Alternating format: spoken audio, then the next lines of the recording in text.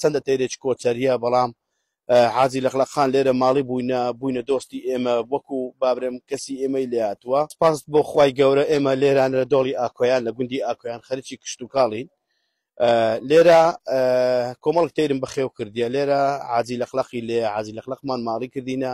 سەرەتا بەهێلکەمان هینا لە بن مریشک و مراوی شتیوانەمان داناوە لە 2011 تقریبا حاجی لەخلەقمان هەنا تا ئێرانە لە ناو ژینگە و سروشتە پەروەردەمان کردینە ماڵیمان کردینە خۆشبەختانە جێمان نایەڕن هەرچەندە تێرێکی کۆچەریە بەڵام حاجی لەخلەقخان لێرە ماڵی بووینە دۆستی ئێمە وەکو بابرم کەسی ئێمەی لێ هاتووە. خواردن بەخۆی خۆیان ئەژینن کرم و مار و دوو پشک و ئەو شتانە ئەخۆن زیاتر لەبەر ئەوەی ئێمە لێرە فەلاحین بۆ ئەوەی مبید عشەڕی بەکارنێنین دەرمان لە حەرز نەدەین بیرمان لێ کردەوە حاجی لەخلەقخانە ڕابگرین بۆ ئەوەی حاجی لەخلەقەکان کرم و مار و دوو پشک و شتانە بخۆن کە زیان بەخشن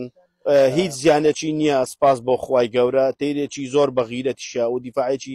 زۆر باش لە خۆیەکات زۆر جار چەقەڵ و ڕێوی و دەرەک و ئەو شتانە دێن زەرەر بە مریشک و تێر و تار و کۆتر و ئەو شتاناگەینن هەتا ئێستا